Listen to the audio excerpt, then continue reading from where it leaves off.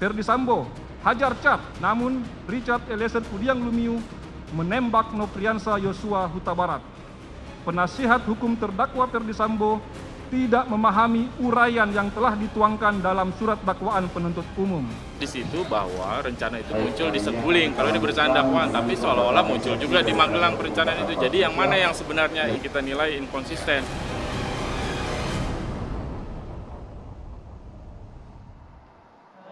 Selamat malam Mirsa, Anda menyaksikan Dua Sisi bersama saya Dwi Anggia. Mirsa, kita sudah sama-sama menyaksikan bagaimana jalannya sidang terdakwa kasus pembunuhan berencana terhadap Brigadir Joshua, Ferdi Sambo CS yang sudah berlangsung dalam 3 hari terakhir ini. Kita juga sama-sama memantau bagaimana dakwaan yang sudah disampaikan oleh jaksa penuntut umum, kemudian disampaikan pula nota keberatan atau eksepsi dari masing-masing terdakwa, dan tadi juga sudah disampaikan dalam persidangan hari ini. Hampir sebagian besar terdakwa menyatakan penolakan atau keberatan terhadap dakwaan yang disampaikan oleh JPU. Nah, pertanyaannya kemudian apakah ini nantinya akan bisa benar-benar membongkar dan mencari kebenaran terhadap kasus ini? Kami akan mendiskusikannya di Dua Sisi selengkapnya.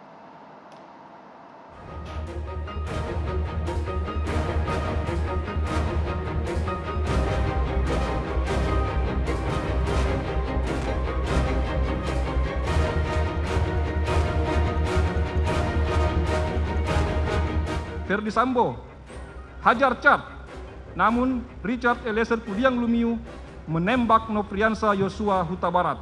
Penasihat hukum terdakwa Ferdi Sambo tidak memahami uraian yang telah dituangkan dalam surat dakwaan penuntut umum. Maka patutlah kiranya eksepsi atau nota keberatan penasihat hukum terdakwa untuk dikesampingkan. Di situ bahwa rencana itu muncul di Saguling kalau di berdasarkan dakwaan, tapi seolah-olah muncul juga di Magelang perencanaan itu. Jadi yang mana yang sebenarnya itu yang salah satu yang kita nilai inkonsisten dalam kaitan dengan dakwaan tersebut. Sayangnya itu tidak ditanggapi atau dijawab dengan jelas di dalam tanggapan jaksa barusan.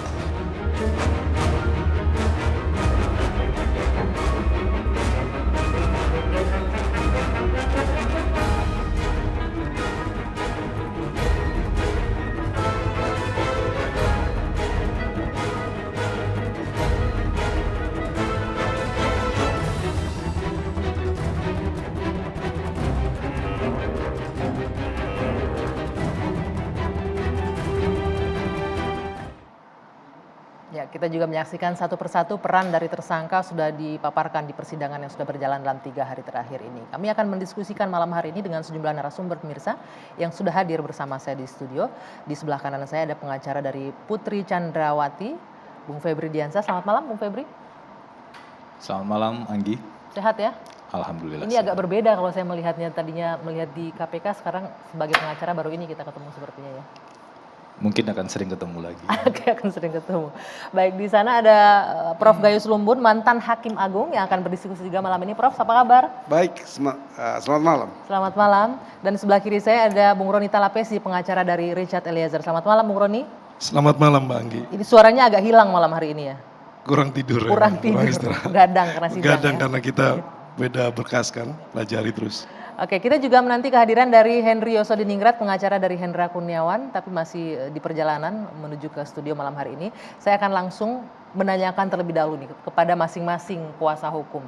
Sudah sama-sama mendengarkan dakwaan dan bahkan juga sudah memberikan respon. Ada nota keberatan untuk PC yang sudah disampaikan, juga pada hari ini langsung direspon oleh jaksa ya. Bagaimana pertama kali nih kami meminta respon dari pihak kuasa hukum melihat dakwaan dari JPU selain tadi yang sudah disampaikan di persidangan? Iya, kalau eksepsi kan sudah kami sampaikan sejak setelah dakwaan dibacakan langsung kami sampaikan eksepsi. Memang kami sudah menerima dakwaan itu sekitar 3 hari sebelumnya ya, jadi bukan seminggu sebelumnya, 3 hari sebelumnya, dan kami sudah pelajari dakwaan itu dan beberapa berkas yang ada. Nah, ketika kami lihat di dakwaan tersebut, secara material sudah jelas kami menemukan banyak masalah di sana. Tapi secara formil kami juga melihat satu aspek yang krusial. Misalnya dakwaan itu kan harus disusun secara jelas, secara cermat, tidak boleh ada inkonsistensi begitu antara satu bagian dengan bagian lain. Nah, persoalannya kami menemukan hal tersebut. Inkonsistensi seperti apa yang dilihat oleh kuasa hukum? Misalnya yang sering kita lihat ya, yang sering kita dengar dan diulang di berbagai pemberitaan terkait dengan bagian dakwaan yang menulis seolah-olah Pak Ferdi Sambo itu melakukan penembakan terakhir pada saat Joshua masih bergerak gitu. Itu kan bunyi dakwaan. Tapi di bagian dakwaan yang sama juga dikutip hasil visum et repertum yang menunjukkan bahwa peristiwa kematian, penyebab kematian itu adalah tembakan di dada dan tembakan di kepala. Jadi kedua-duanya. Dan ada satu hasil lagi setelah setelah otopsi yang kedua lah begitu ya. Ekshumasi ya. Ekshumasi itu juga disebutkan secara tegas di sana penyebab kematian itu adalah tembakan di dada yang menembus paru-paru. Nah, yang jadi persoalan adalah kalau kita lihat runtut peristiwanya yang diuraikan di dakwaan, tembakan di dada itu kan tembakan awal-awal yang diduga dilakukan oleh Richard.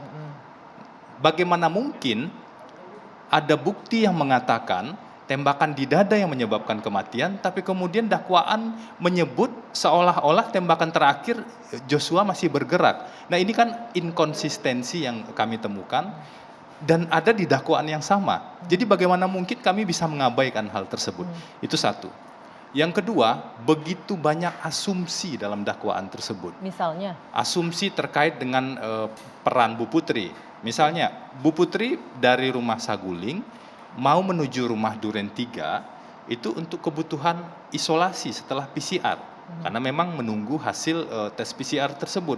Tapi itu diasumsikan seolah-olah itu menggiring korban menuju rumah Duren 3. Kita tahu di Duren 3 kemudian ada lokasi penembakan. Ya. Kemudian ada asumsi lain. Tunggu, kalau untuk itu kan dijelaskan dalam dakwaan lain di Ferdi Sambo bahwa memang itu atas permintaan arahan dari FS untuk ya kita sebut saja nanti isoman di situ untuk menjalani isoman. Nah, itu poin ketiga yang juga kami jelaskan.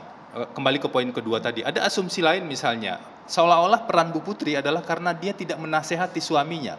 Jadi kalau seorang istri tidak menasehati suami, maka dia bisa kena pasal pembunuhan dalam konteks ini. Itu kan jadi pertanyaan yang mendasar. Tapi konteksnya kita tidak boleh lepas dari sini, Mas Febri, bahwa Putri Chandrawati di sini mengetahui ada tindakan perencanaan pembunuhan di situ. Dan itu poin yang ketiga. Poin yang ketiga adalah beberapa peran-peran dari Bu Putri itu hanya bersandar pada satu keterangan saksi. Nggak boleh di dalam hukum itu seseorang dituduh apalagi dihukum hanya berdasarkan satu keterangan saksi. Tidak terkait dengan yang lainnya. Ada satu azas yang kami sebutkan juga dalam eksepsi tersebut, unus testis, nullus testis misalnya. Satu saksi bukanlah saksi. Satu saksi tidak punya kekuatan pembuktian. Kami paham ini sebenarnya fakta-fakta ini berada dalam ranah, bisa disebut nih ranah material lah ya seperti itu atau pokok perkara. Tetapi kalau dikontekskan dengan dakwaan yang tidak disusun secara cermat, karena itu kan kewajiban ya, menyusun secara cermat dan tidak boleh ada inkonsistensi, maka wajar kemudian itu kami masukkan dalam eksepsi. Bahwa tadi jaksa penuntut umum kemudian tidak menanggapi satu persatu, itu hak dari jaksa penuntut umum yang juga kami hormati. Tinggal nanti menunggu putusan pengadilan, putusan sela ya di hari Rabu depan. Mungkin begitu pengantar. Prof Gayus, dari penjelasan ini kita berbicara dari kacamata hakim nih, Prof, sebagai mantan hakim agung tentu Anda juga memahami ini. Ketika seorang JPU memaparkan dengan tidak cermat tadi disebutkan dakwaannya, apakah ini nantinya akan mempengaruhi cara pandang hakim dalam melihat kasus ini secara keseluruhan? Pandang hakim kan harus luas. Kalau dakwaan itu bersumber dari penyidikan, itu dari situ. Dari situlah P21 dari penyidik kepada kejaksaan. Jaksa menunjuk JPU. JPU berdasar itu dia membuat dakwaan. Nah, kalau ada keterangan lain di luar dakwaan, itu boleh saja hakim akan perhatikan sekali, termasuk dari luar maupun di depan persidangan, tidak hanya di persidangan. Dinyatakan di luar pun menjadi masukan bagi hakim, tapi itu kan disandingkan dengan keterangan yang lain nanti, dibuktikan pada saatnya, yaitu saat pembuktian. Ini ada 10 tahapan, ke-11 itu vonis, itu kalau rutin yang dilakukan di pengadilan pidana. Ini baru tahap kedua ini hari ini untuk eksepsi dan yang lain. Eksepsi juga dibatasi sebenarnya hanya 3 hal. Yang pertama, formalnya itu kan locus delicti, tempus, dan identitas. Itu sebenarnya, kalau tidak nanti ada saatnya, dan itulah yang disampaikan Mas Febri tadi, pada saatnya akan terungkap dalam pembuktian. Dan satu saksi memang bukan menjadi hakim bisa memutus, tapi tidak bisa dengan satu saksi. Tidak, tapi di angka 3-nya disebutkan di 185 itu bahwa ayat 2 harus dengan tambahan 1 alat bukti baru bisa diputus. Artinya apa? Tidak mati bahwa satu saksi itu lalu tidak bisa menghukum. Tidak juga begitu, karena ada escape clause-nya ada di pasal berikutnya, itu pasal 3 di KUHP. Artinya apa? Hakim punya kewajiban untuk menggali lagi dari semua pihak, dan hakim punya logika. Kalau ada 2 cuatan yang berbeda, yang mana yang logis menjadi hakim yakin untuk menentukan sikap hukum melalui putusannya. Tapi tentunya saja juga berdasarkan dengan barang bukti ya, Prof, ya berarti. Dengan pembuktian, alat bukti yang lain itu akan menjadi hakim, dan harus lebih dari 1 memang. Itu nanti akan menjadi agenda di pembuktian. Baik, nanti kita akan lanjutkan lagi. Saya juga akan minta pendapat dari Bung Roni Talapesi, tapi kita harus jeda dulu sejenak pemirsa. Dua Sisi akan kembali sesaat lagi.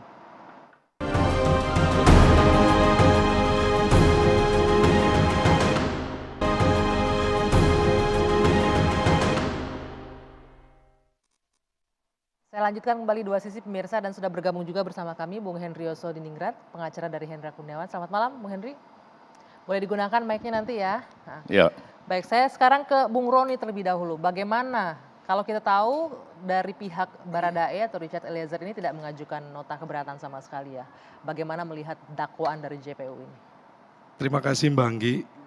Sejak awal kami melihat bahwa dakwaan ini sudah cermat, jelas, dan lengkap.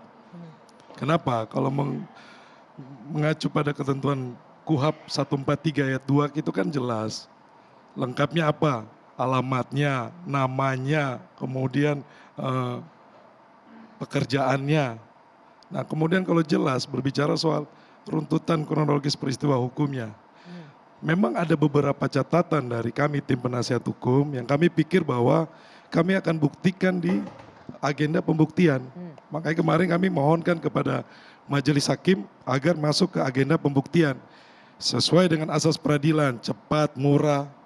Ya, kita berharap seperti itu ya, bahwa dalam proses ini kami ingin membuktikan bahwa klien kami ini berdasarkan perintah. Yang kemudian yang beredar mengenai hajar, tembak, ya kita akan sampaikan di agenda pembuktian. Karena menurut kami begini ya Mbak Anggi, kan mengacu pada 184 KUHP, kan alat bukti jelas, saksi, ahli, keterangan terdakwa, petunjuk. Nah juga kan dalam proses ini menurut kami bahwa penyidik bekerja pastinya tidak hanya berpacu sama satu saksi saja. Apalagi kasus sebesar ini, tidak mungkin hanya keterangan Barada Eliezer, kemudian semua menjadi tersangka. Tersangka yang lain ya, berbicara terhadap kasus ini. Kalau kita lihat kan di pasal 185 kan jelas kalau tadi rekan Febri sampaikan satu saksi bukan saksi, betul di ayat 2-nya. Tapi saya coba sampaikan di ayatnya 3 jelas, satu saksi bukan saksi, terkecuali tidak berlaku apabila ada alat bukti yang lainnya. Nah dalam hal ini kami melihat, saya kan ikut mendampingi dari awal ya Mbak Anggi, mendampingi Baradae. Kemudian saya melihat bahwa, wah klien saya menyatakan ini tentunya ada alat bukti yang lainnya kan. Nah nanti kita uji di persidangan, seperti itu kan. Nah, tapi sedikit saya potong, ini jangan-jangan klien Anda tidak memberikan nota keberatan karena memang dijadikan justice collaborator juga, ingin buru-buru aja nih langsung masuk ke pembuktian. Tidak Mbak Anggi, dari pertama perlu kita sampaikan kepada publik bahwa klien saya ini kooperatif. Kalau yang disampaikan tadi sama Mbak Anggi mengenai status justice collaborator, klien saya sudah jelas bahwa dia menyampaikan apa yang dia ketahui kan, sehingga membuat kasus ini menjadi terang. Nah, kemudian dalam proses ini kan, dakwaan yang kemarin yang diajukan oleh JPU, kami berpikir bahwa ya sudahlah kita sampaikan di pembuktian. Karena ini kan bicara formil, kalau bicara material ada beberapa catatan kami yang dakwaan yang menurut kami tidak pas, itu akan kita uji di agenda pembuktian. Apa yang tidak pas menurut Anda dan klien Anda? Ada beberapa catatan Bang Anggi, saya nanti sampaikan di persidangan ya nanti itu menjadi bahan kami juga, bahan pembelaan, ya kan. Nah dalam proses ini kami punya kepentingan dalam membela Baradae ya. Kemarin sudah disampaikan nama Baradae permintaan maaf kepada keluarga korban Joshua dengan tulus menyampaikan. Itu tulisan tangan sendiri di urutan Bareskrim. Ya, kita juga sempat menyaksikan ya, mungkin boleh ditampilkan teman-teman bagaimana bunyi surat dari Baradae ya. Betul. Tapi kita melihatnya, kalau dari luar nih melihatnya adalah salah satu upaya mungkin dari Baradae untuk meraih simpati dari publik. Kalau kita lihat di persidangan kali ini hanya Baradae ya yang menyampaikan permintaan maaf, bahkan hampir dengan berlinang air mata tuh kalau kita lihat pernyataannya. Iya. Ya Mbak Anggi, bayangkan anak muda umur 24 tahun kemudian dihadapkan sama situasi begini kan sangat sulit Mbak. Saya jelaskan sedikit ya, dulu saya pernah sampaikan di dua sisi. Ini keluarga yang tidak mampu, coba polisi 4 kali. Dia ini rajin beribadah, jiwa sosialnya tinggi. Waktu kejadian gempa di Palu dia sampai turun sama pencinta alam untuk membantu korban di Palu. Nah dalam kasus ini karena memang hati dia tidak sesuai, makanya dia harus sampaikan apa yang sebenarnya, gitu kan Mbak Anggi. Jadi dia sampaikan bahwa dia terbuka, kemudian. Oke sebentar, mulai ini ya. Ini tulisan tangan langsung Mbak Anggi dan ini dia tulis setelah dia selesai ibadah hari Minggu di rutan Bareskrim. Sebelum persidangan ya? Sebelum persidangan. Jadi ini tulus dari hatinya dia menyampaikan. Karena kemarin sebelumnya kan tulisan tangan tapi tidak disampaikan. Sebelumnya kan. Tetapi dengan adanya kesempatan persidangan ini dia mau menyampaikan secara langsung. Ini bentuk penyesalan dari Baradae? Bentuk penyesalan. Dia minta maaf, minta ampun sama keluarganya almarhum Joshua. Sampai dimimpiin loh Mbak Anggi. Dia itu sampai... Jadi hal-hal seperti itu saya bayangkan, kasihan ini anak, menanggung beban terlalu berat. 24 tahun, punya masa depan, janganlah dirusaklah masa depannya dia seperti ini. Semua mau dilimpahkan kesalahannya kepada dia. Tapi begini Bung Roni, publik juga bisa melihat bahwa sebenarnya beberapa kali JPU juga sempat menyampaikan bahwa ada nih kesempatan, ada momen-momen di mana harusnya Baradae masih bisa nih mengurungkan niatnya untuk terlibat dalam pembunuhan berencana. Mbak Anggi, saya perlu jelaskan, waktunya sangat pendek. Ketika dia dipanggil sama Ricky Rizal lantai 3, itu perintahnya langsung keluar Bang. Kemudian dia turun ke bawah sempat ke toilet. Dan sempat ke toilet itu sudah persiapan mereka mau jalan. Dia berharap bahwa ada kesempatan ketika dia berhadapan langsung sama Bang Joshua. Dia akan bilang, Bang lari Bang. Tapi itu waktu itu tidak ada. Pas nyampe di rumah Duren 3 dia udah langsung disuruh masuk ke dalam. Tetapi detailnya nanti saya akan buktikan di persidangan. Kita kan ada beberapa hal-hal yang mau kita sampaikan ya. Tidak bisa saya buka sekarang. Masih terlalu dini Mbak Anggi. Oke, baik saya mau ke Bung Henry. Boleh digunakan mic-nya Bung Henry. Ini klien Anda termasuk yang juga terlibat dalam rangkaian pembunuhan berencana dalam hal pelanggaran pidana menghalang-halangi penyidikan, obstruction of justice. Tapi kita juga menyaksikan bersama bagaimana pihak Hendra Kurniawan juga tidak melakukan nota keberatan. Melihat dakwaan yang disampaikan terhadap klien Anda bagaimana Bung Henry? Oke, kalau melihat dakwaan yang menyangkut 3 orang klien saya, yaitu Brigjen Hendra dan Kombes Agus serta AKP Irfan ya. Dari dakwaan yang sebal 50 halaman rata-rata itu oleh penuntut umum diuraikan mengenai peristiwa atau perbuatan material yang didakwakan sebagai perbuatan yang dilakukan oleh terdakwa. Kalau saya perhatikan ya kita lihat semua ternyata di awal itu cuma kembang-kembang atau bunga-bunga aja ya untuk supaya kelihatan heboh, supaya kelihatan perannya berat besar sekali gitu ya. Padahal perannya itu yang betul-betul merupakan perbuatan material. Ia dipanggil oleh Sambo seperti misalnya si Brigjen dia waktu itu sedang ada di Pluit, si HK ini. Kemudian dari Pluit dia merapat ke situ, kemudian ketemu katanya Ada apa bang? Dia ceritalah menurut versi dia bahwa Mbak Iyumu dilecehkan, pelecehan, bla bla bla bla gitu. Nah, itu udah hurainya panjang banget. Cuman itu aja datang mendengar. Apakah itu perbuatan pidana kan gitu. Kemudian tidak ada yang dilakukan oleh Brigjen Hendra. Dan semua yang diceritakan ya, mereka tidak tahu apakah ini cerita yang sebenarnya, peristiwa yang sebenarnya atau rekayasa. Mereka kan baru tahu di kemudian bahwa itu semua rekayasa. Berkaitan kan, dengan skenario yang awal ya, sekali ya. Oke. Kemudian juga Kombes Hendra juga sama. Kemudian Irfan ya. Kombes Agus ya, Kombes Agus. Dan jadi kesimpulan saya, perbuatan peristiwa yang mereka lakukan itu kalaupun terbukti, jadi gini, kita kan harus membuktikan dulu apakah perbuatan yang didakwakan terbukti atau tidak. Ada nggak mereka melakukan perbuatan itu? Nah, katakanlah terbukti semua perbuatan itu, apakah perbuatan itu memenuhi rumusan dari unsur pasal yang didakwakan, kan begitu. Nah, kalaupun terbukti, tapi itu kan semua karena perintah. Perintah ya. Ada yang mengatakan, kok nggak nolak, siapa yang berani ya. Brigjen. Pangkat Baradae aja nggak berani nolak. Ya, Kombes dan Brigjen aja nggak berani nolak, apalagi Baradae. Secara psikologis mereka itu kan memang dididik dari akademi ya, dari Akpol, sikap, kemudian itu udah refleks aja, begitu lihat pangkat lebih tinggi langsung begini kan. Garis komandonya begitu kuat, maksudnya yang ingin menyampaikan. Misalnya, bagaimana sih Pak sesungguhnya? Wah, kok begitu? Gak ada yang berani. Siap komandan, siap komandan.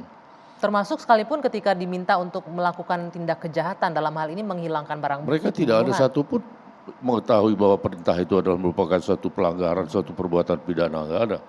Ya, seperti misalnya disuruh coba hitung berapa CCTV. Loh, emang salah menghitung CCTV. Copot itu berikan nama si A. Ini perintah atasan dia kok. Ya, bukan suka-suka dia. Atasannya ini diperintahkan lagi oleh di atasnya. Atasannya atas perintah Sambo. Itu kan dilakukan di hari yang sama ya Bung Henry ya, cek CCTV dan lain. Dilakukan di hari yang sama, ngecek CCTV, ngambil decoder dan lain-lain. Pada satu hari yang sama. Jadi datang ini pertama misal seperti AKP Irfan nggak ngapa-ngapain, selalu nunggu di luar, kemudian pulang, besoknya baru diperintahkan lagi untuk melalui telepon oleh si A untuk datang ke sana untuk melihat pada berapa kamera atau apa itu udah dihitung, suruh copotin ini, kemudian serahkan sama ini. Lalu dia masih bilang, aduh ini kenapa kok dicopot? Apakah mungkin polisi ini benar-benar tidak tahu bahwa memang ada peristiwa pembunuhan di dalam rumah? Mereka tidak tahu bahwa ada peristiwa tembak-menembak, ya ada peristiwa tembak-menembak antara ajudan dengan ajudan. Ya. Nah itu aja yang mereka tahu. Nah kemudian yang merintahkan ini adalah orang Paminal, orang Propam yang dipahami oleh si Irfan bahwa memang salah satu tugas mereka ya di dalam tupoksinya itu antara lain mengamankan orang dan barang.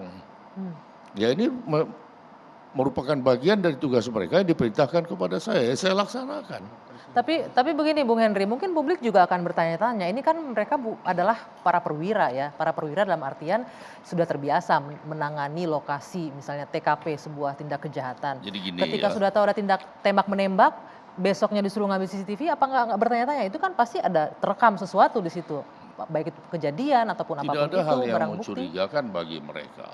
Tidak ada hal yang mencurigakan, itu satu. Yang kedua, ini sebetulnya sudah di framing sejak awal ya oleh pihak tertentu. Kemudian seperti misal dikatakan bahwa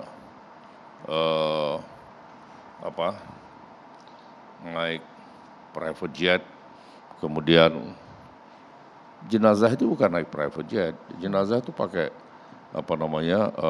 regular flight ya. Dan katanya tidak boleh membuka peti jenazah, dihalangi.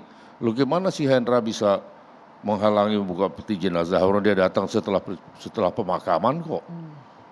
Jadi cerita bohong ya dari Jakarta di sana dibumbui lagi dengan cerita-cerita bohong yang lain gitu. Artinya apakah mungkin begini nih Bung Henry, saya akan melihat bahwa klien Anda pun akhirnya nanti akan membantah semua pernyataan atau BAP dari Verdi Sambo. Jangankan Hendra ya. Sebelum ke Hendra, pejabat-pejabat utama di Polri, termasuk Kapolri sendiri dibohongin sama Sambo. Ya, di dalam dakwaan ada disebut bahwa si ini mau menemui pimpinan. Terus kata Sambo, ya nanti saya juga menghadap pimpinan. Nggak disebutkan siapa pimpinan di situ. Tapi di penghujungnya ada dikatakan dialog antara pimpinan dengan Sambo. Kamu nembak ya? Oh siap tidak jenderal. Lah siapa? Ya Kapolri. Artinya Kapolri aja dibohongin. Makanya penjelasan Kapolri di awal versi kebohongan Sambo. Apalagi yang di bawah-bawah Kapolri jadi bohongi kok gimana. Tapi udahlah, yang itu tadi sudah ada permintaan maaf dari Verdi Sambo, mengakui, meminta maaf, kemudian mengambil alih. Ya tinggal hakim melihat apakah orang-orang yang menjadi korban ini harus dihukum lagi gitu. Oke, berbicara soal hakim tadi disampaikan ya. Nanti kita akan minta juga pendapat Prof Gayus, tapi tahan dulu Prof, kita harus jeda. Kita juga menarik ini melihat apakah memang mereka yang berada di bawah perintah atasan ini bisa terbebaskan dari hukum. Usai jeda kami akan bahas sesaat lagi.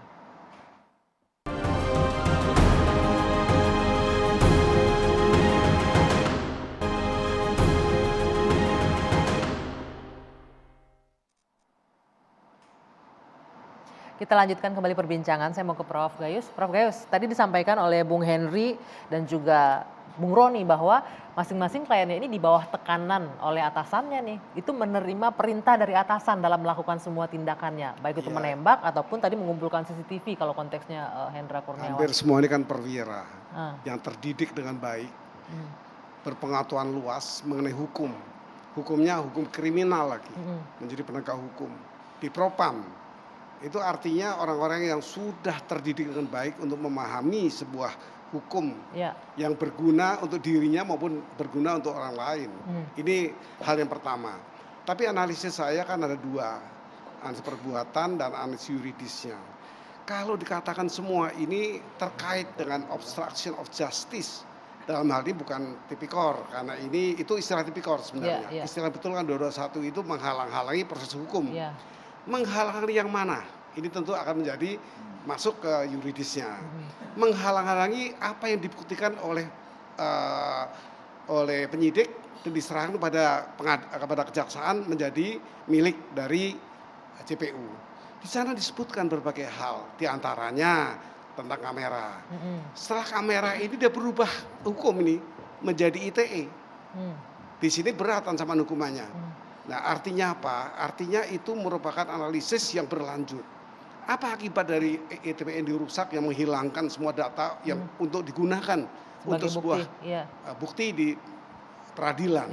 Ini kaitannya. Kemudian apa kaitan yuridis setelah merusak ini yang ada ancaman hukumannya terhadap kaitan dengan kejahatannya. Kejahatan pertama adalah satu perbuatan yang disebut sebagai dakwaan primer, yaitu 340. Ancaman hukumannya sampai mati. Apa keterkaitan dengan subsidiarnya 338 dengan sengaja menghilangkan orang, ancaman hukumnya 15 tahun. Dua ini. Lalu kedudukan merusak tadi dengan kaitan obstruction of justice kalau minjem bahasa tipikor. Ini lalu menjadi kemana arahnya? Saya mengatakan kepada 55 atau 56, tapi saya memilih 56 karena dia tidak langsung membantu bersama-sama, tidak. Tetapi dia memberi sarana, memberikan satu kesempatan. Nah dalam hal ini tetap bisa juga mempertanggungjawabkan perbuatannya dihukum atas itu. Betul. Lalu apa? Di mana letak ancaman hukumannya? Itu di 57. Kalau nanti hakim memutuskan ini memang pembunuhan berencana, berarti hukuman mati. Maka yang 56 tadi, yang ikut bantu-bantu tadi, bukan bersama ya, tapi memberi sarana tadi 56 akan terkena 15 tahun. Kalau di bawah itu di luar hukuman seumur hidup, dia kena 10 tahun. ini merupakan bagian dari kumulasi dari apa yang dilakukan pada saat itu. Artinya tadi merusak itu undang-undang ITE, yuntonya yang tadi.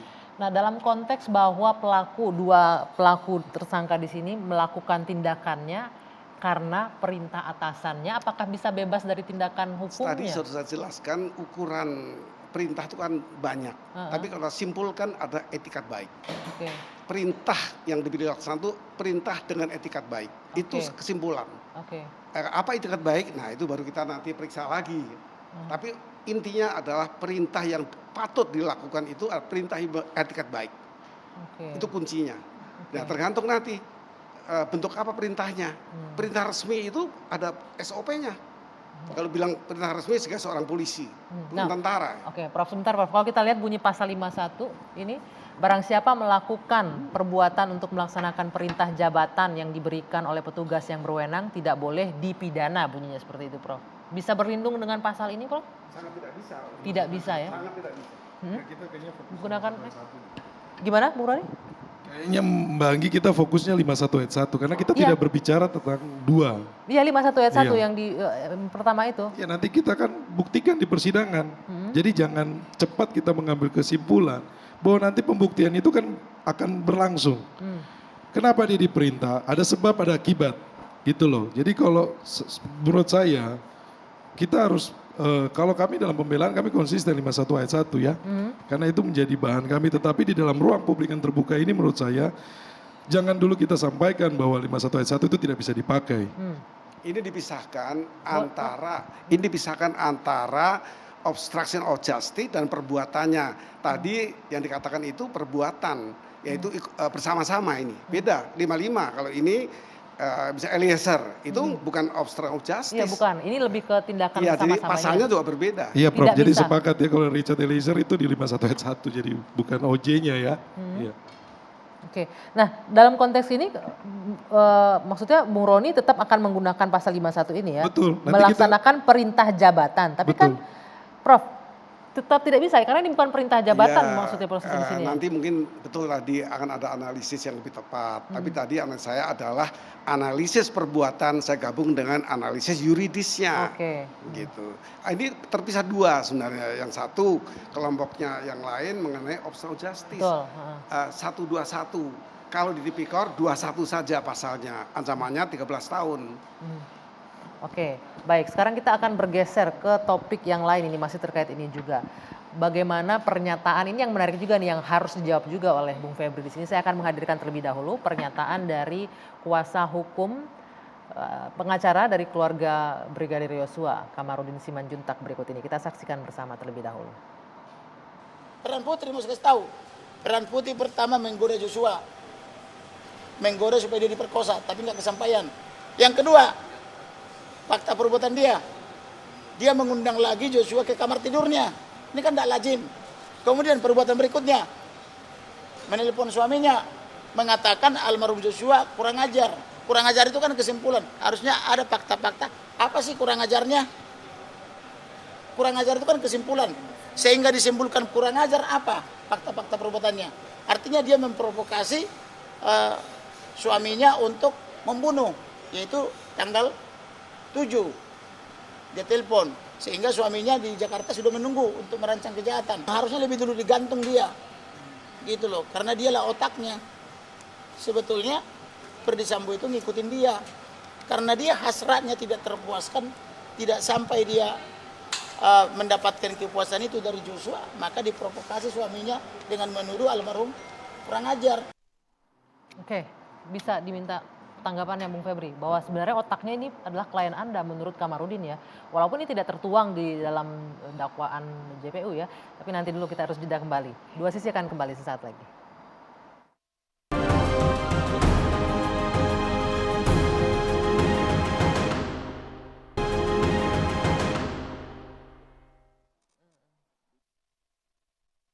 Kita lanjutkan lagi di bagian akhir. Bung Febri, boleh ditanggapi tadi bahwa pengacara dari keluarga Brigadir Yosua menyebutkan ini seharusnya otaknya adalah klien Anda, Putri Chandrawati.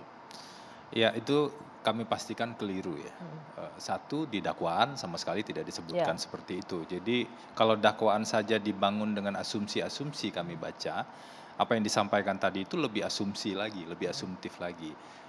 Kenapa? Karena ada satu peristiwa penting yang dihilangkan dari dakwaan. Itu kami sampaikan di eksepsi kemarin ya. Jadi kalau kita bicara proses persidangan kan kita nggak bicara menang kalah, Anggi. Kita bicara bagaimana menemukan kebenaran, di ruang tengah itu ada fakta, menemukan kebenaran dari perspektif jaksa penuntut umum dan kuasa hukum. Nah, untuk menemukan kebenaran itu nggak boleh ada fakta yang dihilangkan. Kami menemukan banyak sekali fakta yang dihilangkan. Misalnya dalam peristiwa di Magelang, ujuk-ujuk tiba-tiba ada fakta yang dituangkan Ricky disuruh manggil Joshua. Padahal sebelumnya ada fakta yang jauh lebih penting yang dihilangkan. Yang kami sebut dugaan kekerasan seksual yang terjadi pada saat itu.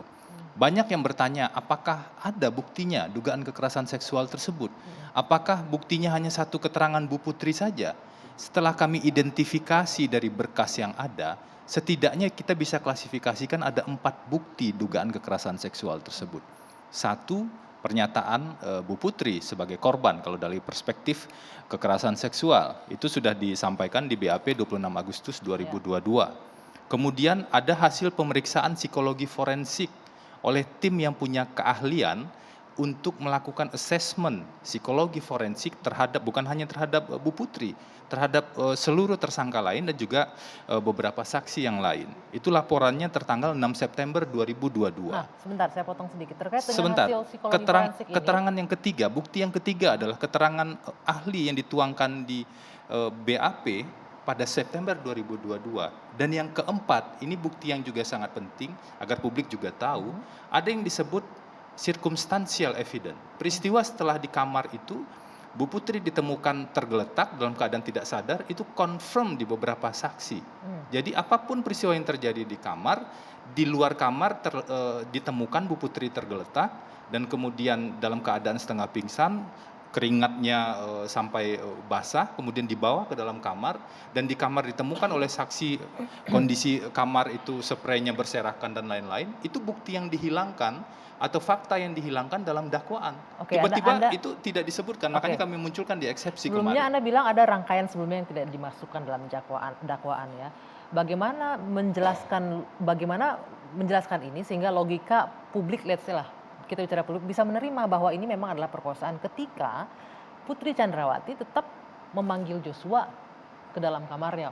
Kalau memang dia merasa terancam ada kekerasan seksual ataupun pelecehan ataupun pemerkosaan katanya, bagaimana seorang korban masih meminta dipanggil itu pelaku? Itu juga kami tanyakan secara langsung kepada Bu Putri, kami tanyakan juga kepada orang-orang yang ada di sana. Jadi jangan berpikir hanya ada 2 orang di sana, ada orang-orang lain. Waktu itu Ricky dan Richard itu sedang bertugas di Magelang mengantarkan anak Pak Sambo dan Bu Putri, kemudian ditelepon untuk pulang, dan mereka tahu ada kondisi ketika Kuat sempat berteriak ke Joshua karena melihat Joshua pada saat ini, menurut keterangan Kuat ya di BAP-nya, melihat Joshua pada saat itu mindik-mindik di tangga ketika diteriakin, kemudian terjadi kejar-kejaran.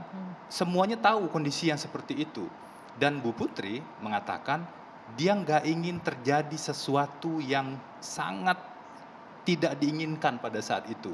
Maka disuruhlah panggil Joshua, dan Joshua minta maaf pada saat itu pada Bu Putri. Itu yang disampaikan Bu Putri ya. Dan di luar sebenarnya, di luar pintu tidak ditutup loh. Itu ada Ricky. Nah, nanti kita lihat dalam proses persidangan nanti. Tapi pertanyaannya apakah Ricky mengetahui apa yang terjadi di dalam kamar yang katanya sampai 15 menit itu? Itu yang harus kita uji nanti di persidangan, Anggi. Kami sudah cek di kamar tersebut, di rumah tersebut. Jadi kamarnya itu 3x3 kotor dan ada 2 pintu. 1 pintu kayu putih yang tidak tertutup, pintu kayu berwarna putih, dan yang kedua itu pintu kasa untuk pintu nyamuk. Kalaupun pintu nyamuk itu tertutup, kami sudah tes, kalau bisik-bisik di dalam itu masih kedengaran di luar. Karena sebelumnya ada seorang saksi yang mendengar ada tangisan dari dalam kamar dan bahkan melihat ada sebagian tangan yang keluar sebelum kejadian peristiwa yang saya sebutkan tadi. Dan itu semuanya dihilangkan dalam dakwaan jaksa. Itu menjadi poin keberatan kami. Fakta itu muncul di penyidikan tapi kemudian dihilangkan. Kalaupun Anda bilang tipis ya, karena kasa di situ ya bisa mendengar suara, termasuk jika memang ada unsur kekerasan di situ, paling tidak kan si PC melakukan perlawanan, teriak atau apapun itu yang mungkin bisa didengar orang dari luar. Nah, itu makanya harus diurut tadi. Yang pertama ada peristiwa yang kita duga adalah kekerasan seksual dan kemudian ditemukan Bu Putri tergeletak. Kemudian setelah saat itu ada 2 orang saksi membawa Bu Putri ke dalam kamar. Urutannya kan seperti itu. Saat itu kemudian Ricky dihubungi, Ricky masih berada di Magelang untuk pulang ke rumah. Jadi ada jeda waktu di sana. Nah, peristiwa yang dugaan kekerasan seksual itu Ricky dan Richard itu sedang berada di luar. Kuat Ma'ruf sedang berada di depan. Salah satu pembantu sedang berada di ruang pakaian. Jadi yang terlihat, yang sempat terlihat oleh salah satu saksi adalah yang terdengar suara tangisan dari dalam kamar dan kemudian ada satu tangan yang keluar. Dan fakta ini dihilangkan, itu yang jadi persoalan. Sebagai kuasa hukum Anda mempercayai keterangan klien Anda? Bukan soal percaya atau tidak percaya. Prinsip kami adalah apa yang disebut dengan professional skeptism. Kita skeptis terhadap satu informasi tunggal. Harus kita verifikasi dengan bukti lain, dengan saksi lain, dengan alat bukti yang lain, sehingga kita bisa menemukan kebenaran itu. Tadi poin kedua atau ketiga kalau tidak salah Anda menyebutkan hasil asesmen psikologis dari PC yang menunjukkan bahwa ada tekanan yang luar biasa secara psikologis ya. Pertanyaannya, apa yang menjamin bahwa tekanan itu adalah memang akibat kekerasan seksual atau tindakan seksual yang dialaminya, bukan karena stres atau tekanan psikologis akibat melihat mungkin crime scene di Duren 3? Psikolog itu kan punya metode. Kita mungkin nggak punya ilmu itu ya. Psikolog punya metode untuk melihat bagaimana kondisi kejiwaan seseorang. Apa yang menyebabkan kondisi kejiwaan terjadi seperti itu. Apakah seseorang konsisten dalam pernyataannya atau tidak. Dalam konteks Bu Putri, ada beberapa psikolog sebenarnya yang sudah melakukan assessment. Satu psikolog forensik, ini bukan kami loh yang meminta, tim kuasa hukum. Yang meminta itu adalah penyidik. Dan yang diminta adalah profesional di bidangnya masing-masing. Di bagian ini juga ada sebenarnya bagian keterangan soal Richard atau keterangan yang lain yang bisa dielaborasi lebih jauh. Kemudian ada kemarin yang terbaru, ada psikolog di Bareskrim sebelum penahanan yang juga melakukan assessment. Hasilnya kurang lebih sama, psikiater ya saat itu. Ada konsistensi di jawabannya. Ada kondisi depresi dan kemudian ada psikiater yang juga di Kejaksaan Agung yang juga melakukan assessment. Nah, kita mau percaya sama siapa? Kalau bukan kepada ahlinya ya, hanya kepada ahlinya kita bisa merujuk kan. Baik. Gitu. Sama halnya juga kita hanya bisa percaya dengan fakta dan bukti di persidangan yang akan terus terbuka nantinya dari setiap tahapannya. Baik, sayang sekali ini waktunya sudah terbatas, kita sudah melewati waktu untuk durasi 2 sisi. Terima kasih Bapak-Bapak sudah hadir. Prof. Gayus terima kasih, Bung Febri, Bung Roni terima kasih, suaranya sampai habis ya. Bung Henry terima kasih. Yang pasti kita akan sama-sama menunggu pemirsa bagaimana semua fakta dan bukti yang dihadirkan di persidangan bisa membongkar peran masing-masing terdakwa dan menegakkan keadilan dan juga kebenaran. Saya Dwi Anggia, kita akhiri 2 sisi malam hari ini. Selamat malam, sampai jumpa.